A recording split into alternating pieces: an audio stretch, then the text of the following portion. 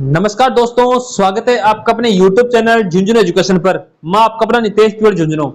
मित्रों, आज अपन इस वीडियो में बात करेंगे जय नारायण व्यास यूनिवर्सिटी जोधपुर, JNVU जोधपुर है, उसका बीएससी सेकंड सेमेस्टर। भाई बीएससी सेकंड सेमेस्टर केमिस्ट्री रसायन विज्ञान का जो पेपर लगने जा रहा है उसके इंपोर्टेंट क्वेश्चंस की। तो जो विद्यार्थी पहली बार झुंझुनू एजुकेशन के साथ जुड़ रहे हैं, फटाफट सबसे पहले तो आप चैनल को सब्सक्राइब कर लीजिए ताकि सारी अपडेट्स आपको मिलती रहे और सभी क्लासें मिलती रहे। केमिस्ट्री के पेपर का नाम रहेगा फंडामेंटल्स ऑफ केमिस्ट्री सेकंड। ठीक है, फंडामेंटल्स ऑफ केमिस्ट्री सेकंड, ये रहेगा आपका बीएससी सेकंड सेमेस्टर केमिस्ट्री का पेपर। अब इसमें देखो 5 यूनिट्स हैं। कितनी यूनिट है? 5 यूनिट है भाई। पांचों यूनिटों के जो अच्छे अच्छे क्वेश्चन हैं कि कौन कौन से क्वेश्चन एग्जाम में आ सकते हैं वो मैं आपको बताऊंगा। जो टॉपिक्स बताऊं उनको आप रट्टा मार लेना। आप पढ़ रहे हो अच्छी बात है, लेकिन जो मैं बताऊं उनको आप डीपली से पढ़ लेना भाई। तो सबसे पहले सारे विद्यार्थी चैनल को सब्सक्राइब कर लें ताकि जैसे अगले पेपर के इंपोर्टेंट क्वेश्चन हम लोग अपलोड करें तो आपके पास नोटिफिकेशन पहुंच जाए। दूसरा काम क्या करना है? 2 काम है आपको करने हैं, 3 ही काम मान लो भाई। झुंझुनू एजुकेशन टेलीग्राम चैनल को ज्वाइन करना है सब लोगों को। इसकी लिंक हमने वीडियो की डिस्क्रिप्शन दी है। इस पे आपको JNVU की सारी क्लासेज मिल जाएंगी, नोट्स, प्रैक्टिकल फाइल, PDF वगैरह सब कुछ मिल जाएगा झुंझुनू एजुकेशन टेलीग्राम चैनल पे। इंस्टाग्राम को सब लोगों को फॉलो कर लेना है। कोई भी समस्या नहीं इंस्टाग्राम पे पूछ सकते हो। इसकी लिंक वीडियो डिस्क्रिप्शन में। झुंझुनू एजुकेशन डायरेक्ट नाम है, कोई स्पेस वगैरह कुछ नहीं है। तो आप सारे विद्यार्थी इंस्टाग्राम को फॉलो कर लेना भाई। व्हाट्सएप नंबर, ये जो नंबर दे रखा है ना, इसको सेव कर लेना सब विद्यार्थी को झुंझुनू एजुकेशन के नाम से। और इस नंबर पे अपना नाम और साथ में JNVU जोधपुर लिख देना या जोधपुर यूनिवर्सिटी लिख देना। आप लिख के भेज देना व्हाट्सएप के माध्यम से, आप ग्रुप में जोड़ दिया जाएगा भाई। आपकी यूनिवर्सिटी का अलग ग्रुप बना रखा है हम लोगों ने। अगर आप ग्रुप में ज्वाइन होना है तो इस व्हाट्सएप नंबर पे 9521 222 478 इस नंबर पे आप लोग मैसेज करोगे, अपना नाम लिखना, सबसे पहले नाम लिखना, फिर JNVU जोधपुर लिख के भेजना ताकि हम आपको जोड़ दें। और सब्सक्राइब नाउ आ गया है तो सब्सक्राइब नाउ कर लीजिए भाई, ताकि जैसे ही केमिस्ट्री के अलावा जो और पेपर बच गए उनकी क्लास हम जैसे अपलोड करेंगे आपके पास नोटिफिकेशन पहुंच जाएगा। यूनिट फर्स्ट देखेंगे उससे पहले एक बार सारे लोग सब्सक्राइब कर लो। जितने भी जुड़े सब्सक्राइब करके अपने दोस्तों को भेज दो ताकि सब लोग जुड़ जाए। हिंदी और इंग्लिश दोनों भाषाओं में क्वेश्चन रहेंगे, उनको आप लोग पढ़ लेना भाई। क्षार एवं क्षारीय मृदा धातुएं हैं, उनके आवर्ती गुणों की व्याख्या करनी है। क्षार एवं क्षारीय मृदा धातु हैं, उनके आवर्ती गुणों की व्याख्या कीजिए। अच्छा क्वेश्चन है, शानदार क्वेश्चन है। Explain the periodic properties of alkali and alkyne earth metals. ठीक है, पीरियोडिक प्रॉपर्टीज बताने किसकी? Alkali and alkyne earth metals के। नेक्स्ट है मैग्नीशियम एवं कैल्शियम के कार्बोनेट, बाइकार्बोनेट, सल्फेटों की स्थिरता एवं विलेयता की तुलना कीजिए। तुलना छोड़ देना, आप तो बस मैग्नीशियम एंड कैल्शियम है, उसके कार्बोनेट, बाइकार्बोनेट एंड सल्फेट है, उनकी स्थिरता तथा विलेयताओं की जांच करना कि स्थिर है, विलेय है या नहीं है, ये सारी चीजें आपको देखनी है। Compare the stability and solubility of carbonates and bicarbonates and sulphates of magnesium and calcium. अच्छा क्वेश्चन है, पढ़ लेना इसका मैग्नीशियम एंड कैल्शियम के बारे में। अगर आप पढ़ लोगे तो आपका सही हो जाएगा। नेक्स्ट है, एक बार लाइक कर दो यार और अपने दोस्तों को भेजो फटाफट। और जो व्हाट्सएप नंबर मैंने दिया उसमें मैसेज कर देना अपना नाम, ताकि आपको ग्रुप में जोड़ दे जोधपुर यूनिवर्सिटी के में। जोधपुर यूनिवर्सिटी ग्रुप में जुड़ जाना सब लोग व्हाट्सएप पर मैसेज करके। सोडियम बोरोहाइड्राइड तथा लिथियम एल्यूमिनियम हाइड्राइड का निर्माण और उपयोग लिखिए। उपयोग भी पढ़ना है और निर्माण तो आपको देखना ही है भाई। सोडियम बोरोहाइड्राइड और lithium aluminium hydride.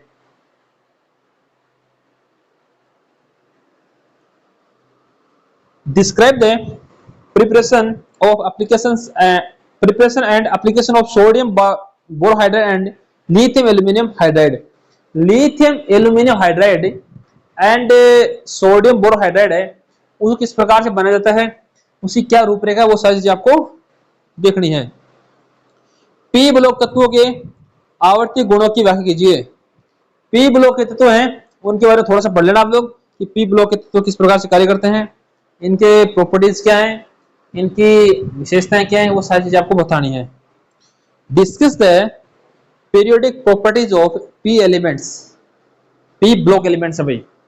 P block, P and D block के बारे में पूछेगा तो पी ब्लॉक के बारे में पहली यूनिट में आप लोग पढ़ लेना कि पी ब्लॉक है उसके जो एलिमेंट्स हैं, वो जो तत्व हैं, उनकी पीरियोडिक आवर्तीय गुण क्या है। मतलब समझ रहे हो कि आवर्त सारणी में पी ब्लॉक के तत्व किस प्रकार से रहते हैं, किस प्रकार से इनके गुण हैं, क्या इनकी प्रॉपर्टीज हैं, ये सारी चीजें आपको डिस्कस करनी है और याद भी करनी है भाई। नेक्स्ट है नाइट्रोजन, फास्फोरस तथा सल्फर के ऑक्साइडों की संरचना एवं निर्माण, स्ट्रक्चर एंड इसके जो निर्माण है वो आपको लिखने हैं भाई। Explain the structure and preparation of oxides of nitrogen, phosphorus and sulphur. Nitrogen, phosphorus, sulphur की ऑक्साइड है, उनकी संरचना। अच्छा क्वेश्चन है, लिखो इसको।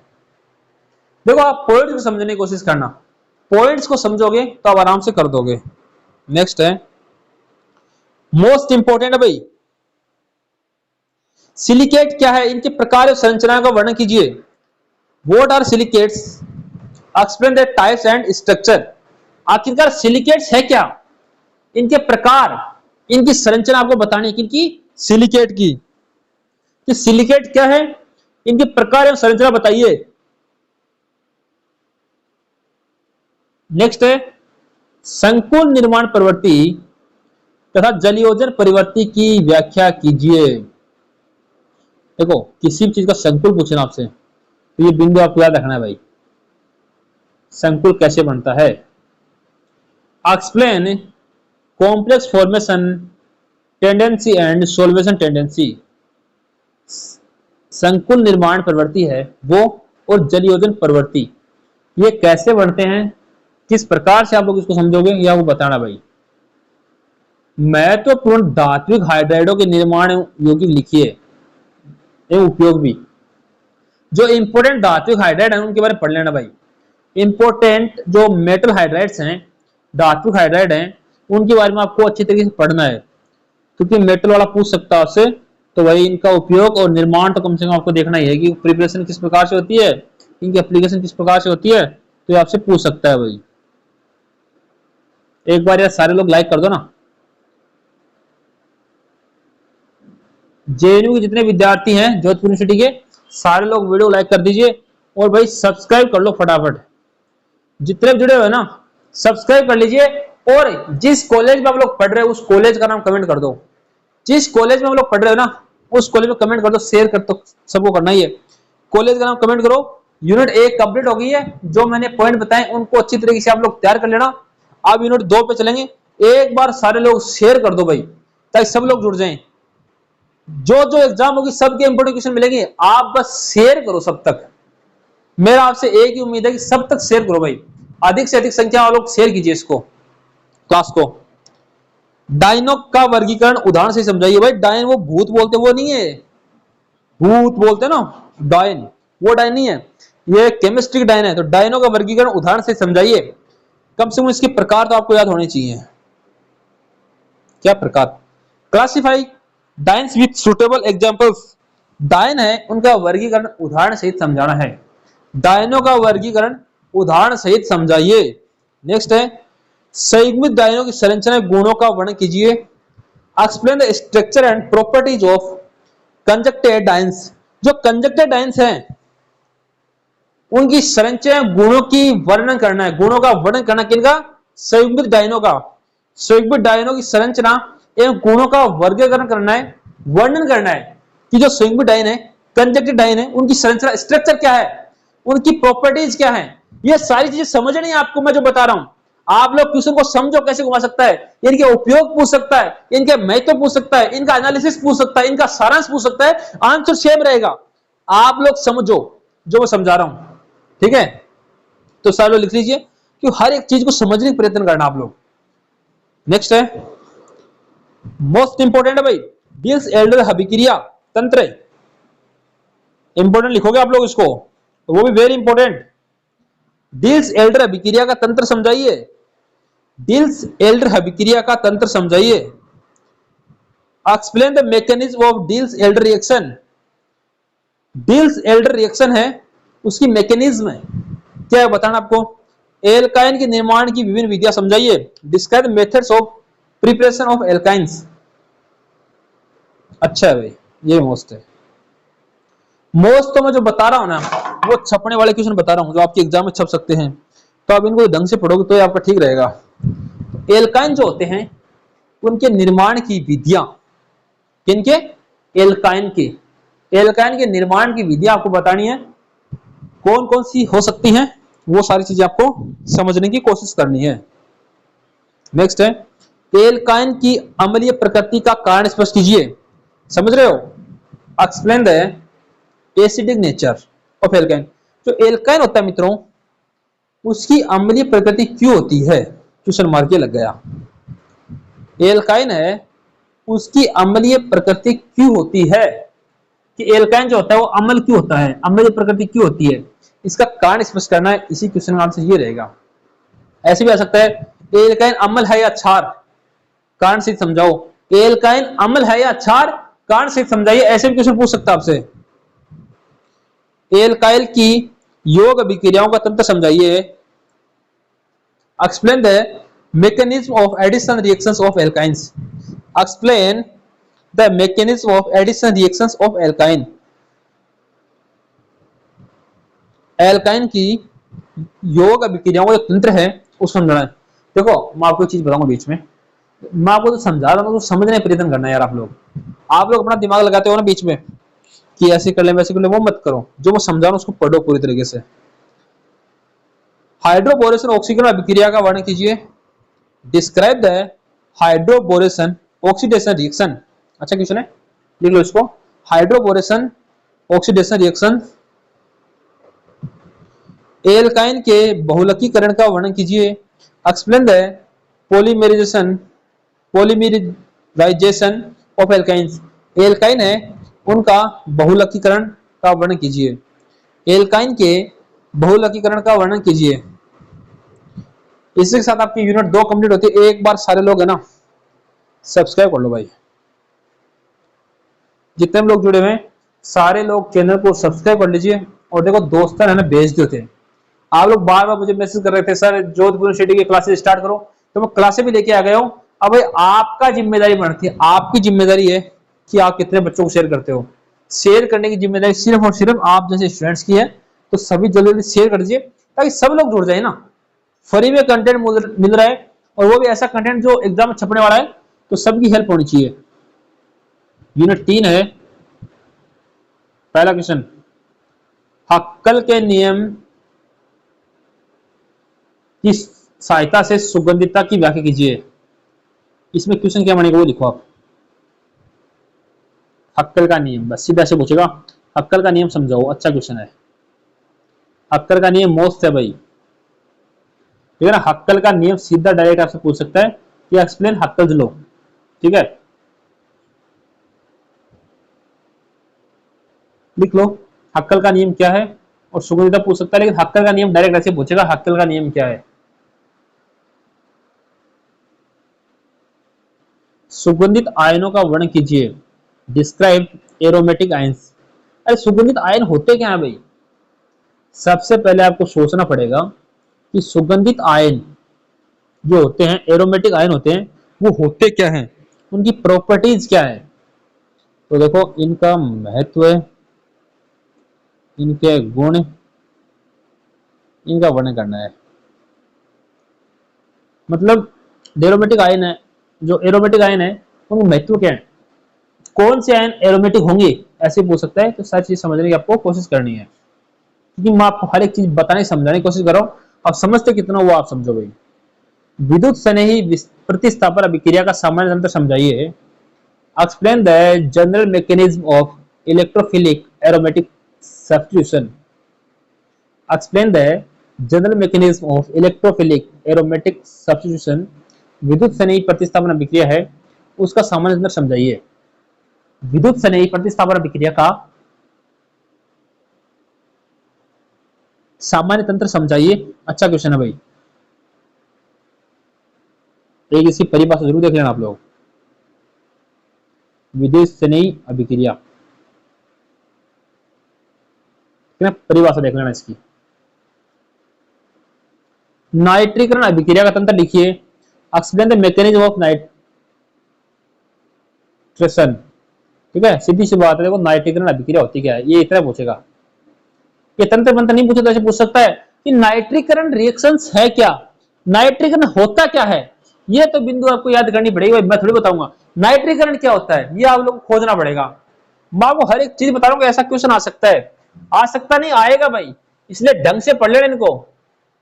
जो हर एक बिंदु समझा रहा हूं ना आप लोगों को, इनको पढ़ने की कोशिश करना आप लोग। फ्रीडल क्राफ्ट अभिक्रिया का वर्णन कीजिए, मोस्ट इंपोर्टेंट है भाई। Describe the Friedel craft reaction. Friedel craft अभिक्रिया है वो मोस्ट है, फ्रीडल क्राफ्ट अभिक्रिया है मोस्ट अच्छी रिएक्शन है, इसको पढ़ लो आप लोग। फ्रीडल क्राफ्ट अभिक्रिया को याद से देख लेना भाई, अच्छी रिएक्शन है फ्रीडल क्राफ्ट अभिक्रिया, एग्जाम में आने के चांसेस हैं इसके। सक्रियकारी और निष्क्रियकारी समूहों की व्याख्या कीजिए। अच्छा, एक्टिवेटिंग एंड डीएक्टिवेटिंग ग्रुप्स। सक्रियकारी एवं निष्क्रियकारी समूहों की व्याख्या कीजिए। सक्रियकारी एवं निष्क्रियकारी समूहों की व्याख्या कीजिए। Activating and deactivating groups. Activating and deactivating groups क्या है, उनका वर्णन कीजिए। अच्छा क्वेश्चन है, activating and deactivating groups. Most important 100% exam में छपने वाला, बेंजीन की संरचना क्या है, ऐसा पूछेगा। साथ में अनुनाद सिद्धांत का वर्णन कीजिए। Explain the structure and resonance of benzene. Explain the structure and resonance. Benzene जो है मित्रों, उसकी संरचना एवं उसके अनुनाद का सिद्धांत क्या है, किसका, बेंजीन का। ये सिद्धांत क्या है सीख लेना, लेकिन ये संरचना है बेंजीन की, कम से कम इसके बारे में याद कर लेना अच्छी तरीके से। बेंजीन की संरचना मोस्ट इंपोर्टेंट 100% अपने वाला है, क्योंकि हर बार रिपीट होता है क्वेश्चन, कैसे भी घुमा के देता है, लेकिन बेंजीन से क्वेश्चन पक्का आएगा। ठीक है ना, समझने का प्रयत्न करना। बर्च अपचयन क्या है, मोस्ट है भाई, जो मैं बता रहा हूं वो सारे मोस्ट हैं, तो अच्छी तरीके से देख लेना। What is Birch reduction, explain. Birch अपचयन क्या है, हर एक चीज को बताना यार, ब्रिज अपचयन क्या है, इनको पढ़ो अच्छी तरीके से। मोस्ट जिसका मोस्ट बता रहा हूं उसको मोस्ट तरीके से पढ़ो, जिसको कम मोस्ट बता रहा हूं उसको कम मोस्ट तरीके से पढ़ो, लेकिन पढ़ो। एल्किल बेंजीन की प्रमुख रासायनिक अभिक्रियाएं लिखिए। एल्किल बेंजीन की प्रमुख रासायनिक अभिक्रियाओं को वर्णन कीजिए। Describe the importance chemical reactions of alkyl benzenes.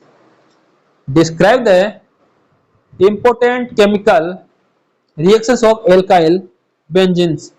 Alkyl benzene है, उसके इंपॉर्टेंट केमिकल रिएक्शंस कौन सी हैं वो आपको बतानी है। नेफ्थलीन की संरचना, निर्माण एवं गुणों का वर्णन कीजिए। Explain the structure, preparation and properties of naphthalene. Naphthalene है, नेफ्थलीन जो है उसकी संरचना, उसका निर्माण, उसकी स्ट्रक्चर, उसकी प्रिपरेशन, उसके गुण यानी उसकी प्रॉपर्टी क्या है, किसकी, नेफ्थलीन की। तो ये आपको याद करनी है। दो चीज देखनी है आपको, एक तो नेफ्थलीन और बेंजीन। इस यूनिट में आपको दो संरचनाएं देखनी है, किसकी, नेफ्थलीन और बेंजीन की। और देखने के बाद यूनिट कंप्लीट होती है। तो सब्सक्राइब करो फटाफट। या देखो आप लोगों के लिए वीडियो लेके आया हूं, आप लोग सब्सक्राइब करेगा, सब्सक्राइब करके अपने दोस्तों को भेज दो बस। इसको सिर्फ फॉरवर्ड तो करना है, आगे चल के फॉरवर्ड करो लिंक को, शेयर कर दो वीडियो को, ताकि सब लोग देखें। सब लोगों को जो कंफ्यूजन है क्वेश्चन कहां मिलेंगे अच्छे अच्छे, जूनियर एजुकेशन मिले, सबको पता होना चाहिए।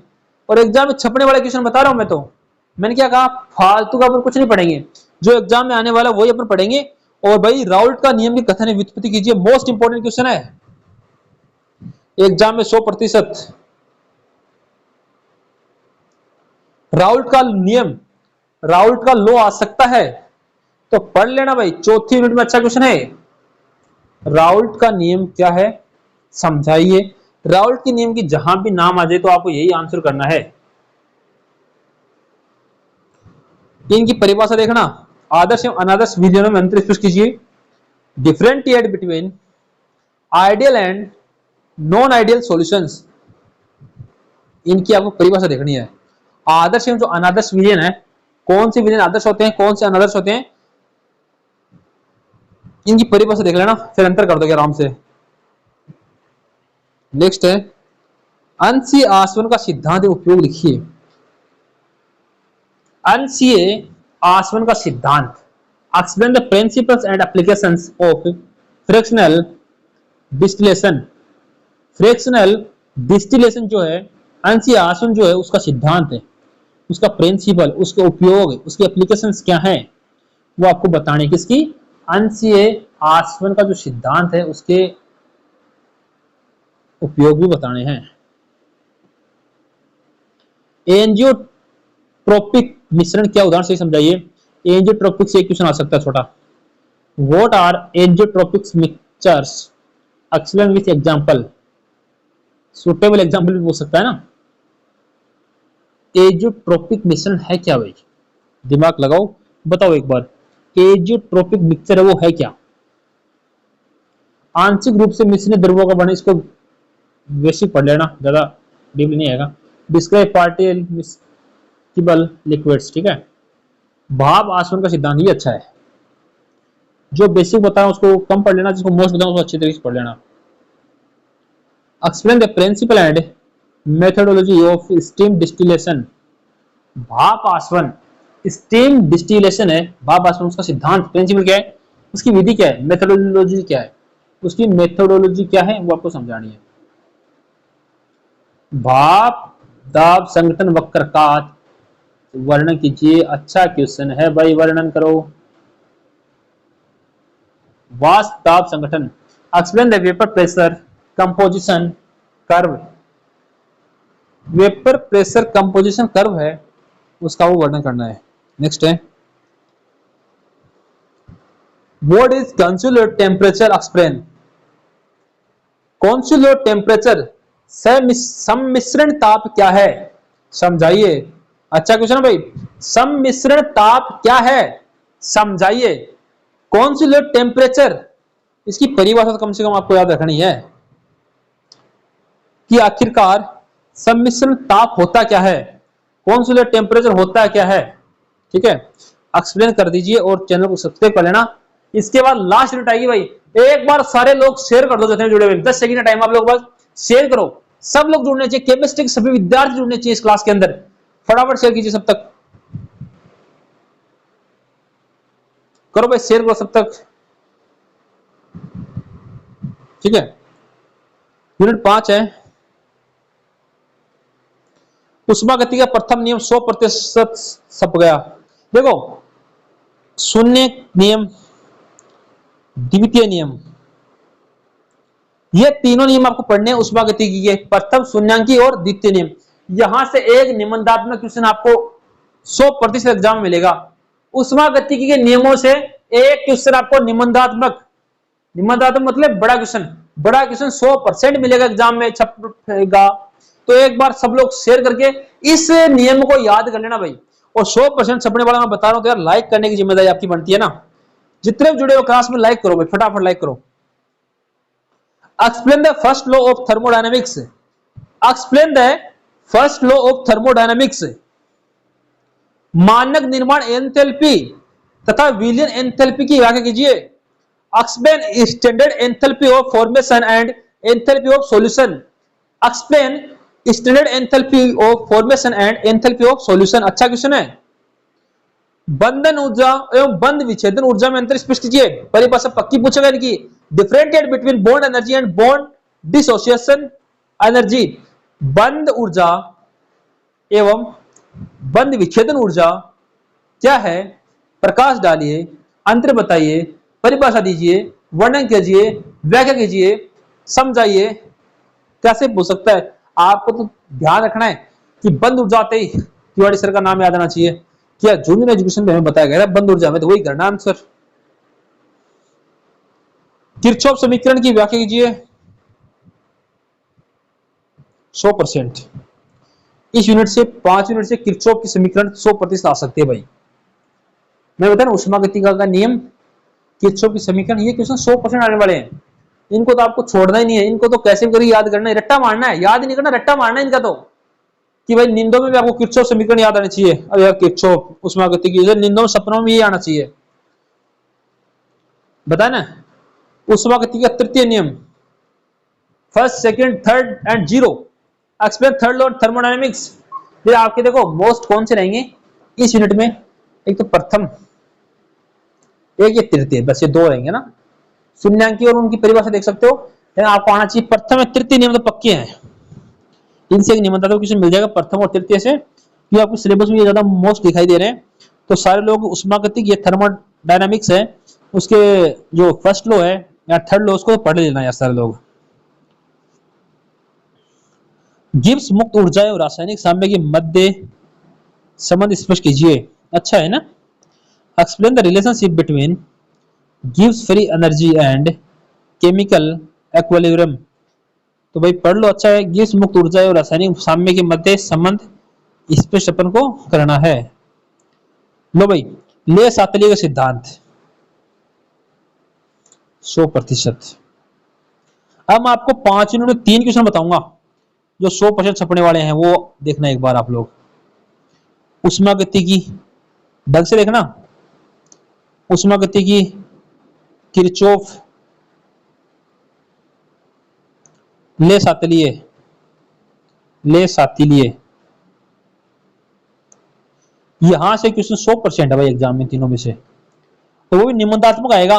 उष्मागतिकी नियम, किरचॉफ समीकरण और ले सातल्य समीकरण, यहां से क्वेश्चन 100% एग्जाम में छपेगा, 100% छपेगा भाई। इनको पढ़ लेना अच्छे तरीके, जितने भाई बहन जुड़े हुए हैं सारे के सारे लोग पढ़ लेना इन तीनों को। मैं कह रहा हूं, फिर से कह रहा हूं, पढ़ लेना। एग्जाम में आप पेपर देने जाओगे आपको दिखेगा उष्मागतिकी आ जाए, किरचॉफ आ जाए, ले सातल्य आ जाए, इन तीनों में से निबंधात्मक क्वेश्चन पक्का आएगा 100%। एग्जाम में जब आप पेपर देने जाओगे, जोधपुर यूनिवर्सिटी के एग्जाम में प्रश्न आएगा, तो पढ़ लेना भाई। नेक्स्ट है, केपी केसी के अक्ष के मध्य संबंध स्थापित कीजिए। केपी केसी एंड के अक्ष। चौथा क्वेश्चन ये बनता है, पहला कौन सा बड़ा है, उष्मागतिकी, दूसरा किरचॉफ समीकरण, तीसरा ले सातल्य सिद्धांत, चौथा ये जो संबंध इन तीनों में केपी केसी के एक्स, इनके मध्य जो रिलेशनशिप है वो बताना भाई। रिलेशनशिप बिटवीन केपी केसी के एक्स, तो ये क्वेश्चन भाई ये भी मोस्ट है, इनमें संबंध स्थापित करना आप सीख लेना। Derive the relationship between Kp Kc Kx, ठीक है, इस प्रकार से आपको देखना है। तो इसी के साथ साथियों क्लास तो पूरी होती है।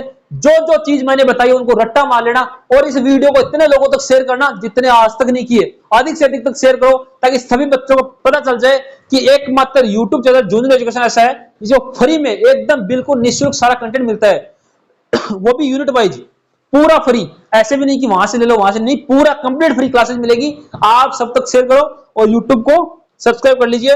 टेलीग्राम सबको ज्वाइन करना जूनियर एजुकेशन, इस इंस्टाग्राम को फॉलो कर लेना है जूनियर एजुकेशन को, और जो भी समस्या मैसेज भेज देना। जिसको व्हाट्सएप ग्रुप में ऐड होना है इस नंबर को सेव कर लेना जूनियर एजुकेशन नाम से, और व्हाट्सएप पर अपना नाम, पहले तो काम है आपको नाम, साथ में जोधपुर यूनिवर्सिटी लिख के भेज देना ताकि हम आपको ग्रुप में जोड़ सके। सारे विद्यार्थी चैनल को सब्सक्राइब कर लीजिए ताकि केमिस्ट्री के अलावा जो अगले पेपर बच गए, जो इंपॉर्टेंट क्वेश्चन चाहिए जिन विद्यार्थियों को, तो क्लास जैसे अपलोड हो आपके मोबाइल की स्क्रीन पर वीडियो आ जाए, आप वीडियो को देख सको। तो सभी तक शेयर कर दीजिए। धन्यवाद साथियों।